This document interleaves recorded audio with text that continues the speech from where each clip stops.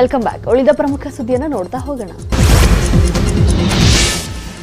ಖ್ಯಾತ ಜಾನಪದ ಕಲಾವಿದ ಹಾಗೂ ಚಿತ್ರನಟ ಪ್ರಯಾಣಿಸುತ್ತಿದ್ದಂತಹ ಕಾರು ಅಪಘಾತವಾಗಿದೆ. ಬಾಗಲಕೋಟೆಯ ಸೋರಗಾವಿ ಬಳಿ ಎದುರು ಬಂದ ವಾಹನ ತಪ್ಪಿಸಲು ಹೋಗಿ ರಸ್ತೆ ಪಕ್ಕದ ಕಲ್ಲಿಗೆ ಕಾರು ಡಿಕ್ಕಿ ಹೊಡೆದಿದೆ. ಅಪಘಾತದ ತೀವ್ರತೆಗೆ ಗುರುರಾಜ ಹೊಸಕೋಟೆಯವರು ಕಾರಿನ ಮುಂಭಾಗ ಸಂಪೂರ್ಣವಾಗಿ ಜಖಂಗೊಂಡಿದೆ. ಸದ್ಯ ಕಾರಿನಲ್ಲಿದ್ದ ಎಲ್ಲರೂ ಯಾವುದೇ ಪ್ರಾಣಹಾನಿವಿಲ್ಲದೆ ಪಾರಾಗಿದ್ದಾರೆ. ಸಫಾರಿ ವೀಕ್ಷಣೆಗೆ ಆಗಮಿಸಿದ್ದ ಪ್ರವಾಸಿಗರಿಂದ ಮಿನಿ ಬಸ್ ಮೇಲೆ ಚಿರತೆ ಎಗರಿರುವಂತಹ ಘಟನೆ ಬನ್ನೇರುಘಟ್ಟ ಜೈವಿಕ ಉದ್ಯಾನವನದಲ್ಲಿ ನಡೆದಿದೆ. ಬಸ್ ಮೇಲೆ ಚಿರತೆ ಏರಿದ್ರಿಂದ ಪ್ರವಾಸಿಗರು ಭಯಗೊಂಡು ಕಿರುಚಾಡಿದ್ದಾರೆ. ಈ ವೇಳೆ ಬಸ್ ಚಾಲಕ ನಿಧಾನವಾಗಿ ಮುಂದಕ್ಕೆ ಚಲಿಸ್ತಾ ಇದ್ದಂತೆ ಬಸ್ನಿಂದ ಚಿರತೆ ಕೆಳಗಡೆ ಇಳಿದಿದೆ.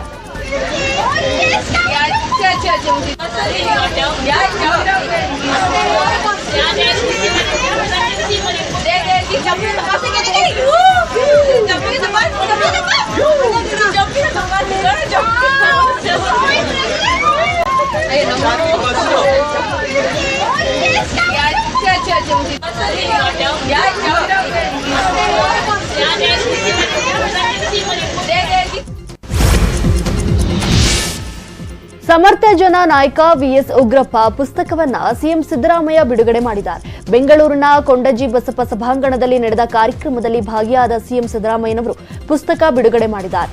ಕಾರ್ಯಕ್ರಮದಲ್ಲಿ ಡಿಸಿಎಂ ಡಿಕೆ ಶಿವಕುಮಾರ್, ಸಾಹಿತಿ ಬರಗೂರು ರಾಮಚಂದ್ರಪ್ಪ, ಟಿಬಿ ಜಯಚಂದ್ರ, ನಿವೃತ್ತ ನ್ಯಾಯಾಧೀಶ ಡಾಕ್ಟರ್ ಎಚ್ಎನ್ ನಾಗಮೋಹನ್ ದಾಸ್ ಭಾಗಿಯಾಗಿದ್ದರು.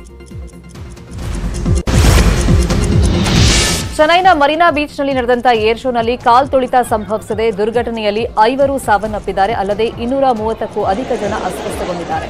ವಾಯುಸೇನೆಯ ವೈಮಾನಿಕ ಪ್ರದರ್ಶನ ವೀಕ್ಷಿಸಲು ಸುಮಾರು 10 ಲಕ್ಷ ಜನ ಸೇರಿದರು. ಶೋ ಮುಗಿದು ಜನ ವಾಪಸ್ ತೆರಳುವಾಗ ಏಕಾಏಕಿ ಮೆಟ್ರೋದತ್ತ ಲಕ್ಷಾಂತರ ಜನ ಧಾವಿಸಿಬಿಟ್ಟಿದ್ದಾರೆ. ಈ ವೇಳೆ ಕಾಲ್ ತುಳಿತ ಸಂಭವಿಸಿದೆ.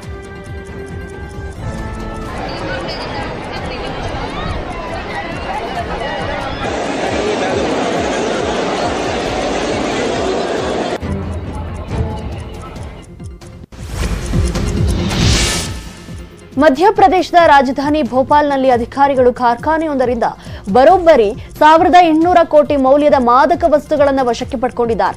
ಎಟಿಎಸ್, ಗುಜರಾತ್ ಮತ್ತು ಎನ್ಸಿಬಿ ಅಧಿಕಾರಿಗಳು ದಾಳಿ ಮಾಡಿದ್ದು, ಈ ವೇಳೆ ಭೋಪಾಲ್ ಬಳಿಯ ಕಾರ್ಖಾನೆಯಲ್ಲಿದ್ದ ಸುಮಾರು 1800 ಕೋಟಿ ರೂಪಾಯಿ ಮೌಲ್ಯದ ಡ್ರಗ್ಸ್ ವಶಕ್ಕೆ ಪಡೆದುಕೊಂಡಿದ್ದಾರೆ. ಇಬ್ಬರು ಆರೋಪಿಗಳನ್ನು ಅರೆಸ್ಟ್ ಮಾಡಿದ್ದಾರೆ. ಈ ಬಾರಿ ಹರಿಯಾಣ ಮತ್ತು ಜಮ್ಮು ಕಾಶ್ಮೀರದಲ್ಲಿ ಕಾಂಗ್ರೆಸ್ ಅಧಿಕಾರಕ್ಕೆ ಬರಲಿದೆ ಅಂತ ಮತದಾನೋತ್ತರ ಸಮೀಕ್ಷೆಗಳು ಹೇಳಿವೆ. ಇದೇ ವೇಳೆ ಫಲಿತಾಂಶದ ಬಗ್ಗೆ ಮಾತನಾಡಿರುವಂತಹ ಕಾಂಗ್ರೆಸ್ ಸಂಸದ ಶಶಿ ತರೂರ್, ಎಕ್ಸಿಟ್ ಪೋಲ್ಗಳನ್ನು ನಾವು ಗಂಭೀರವಾಗಿ ಪರಿಗಣಿಸೋದಿಲ್ಲ, ಆದರೆ ಈ ಬಾರಿಯ ಸುದ್ದಿಗಳು ಚೆನ್ನಾಗಿವೆ, ನಾವು ಗೆಲ್ತೀವಿ ಅನ್ನೋ ವಿಶ್ವಾಸವಿದೆ ಅಂತ ಹೇಳಿದ್ದಾರೆ. ಮಹಿಳಾ ಟಿ20 ವಿಶ್ವಕಪ್ನಲ್ಲಿ ಭಾರತದ ಮಹಿಳಾ ಕ್ರಿಕೆಟ್ ತಂಡವು ಪಾಕಿಸ್ತಾನದ ತಂಡದ ವಿರುದ್ಧ ಭರ್ಜರಿಯಾಗಿ ಗೆಲುವು ಸಾಧಿಸಿದೆ. ದುಬೈನಲ್ಲಿ ನಡೆದ ಟಿ20 ಮಹಿಳಾ ವಿಶ್ವಕಪ್ ಪಂದ್ಯದಲ್ಲಿ ಭಾರತವು 6 ವಿಕೆಟ್ಗಳಿಂದ ರೋಚಕ ಗೆಲುವು ಕಂಡಿದೆ. 106 ರನ್ಗಳ ಗುರಿಯೊಂದಿಗೆ ಮೈದಾನಕ್ಕೆ ಇಳಿದ ಭಾರತ ತಂಡವು 108 ರನ್ಗಳನ್ನು ಗಳಿಸಿ ವಿಜಯ ಸಾಧಿಸಿದೆ.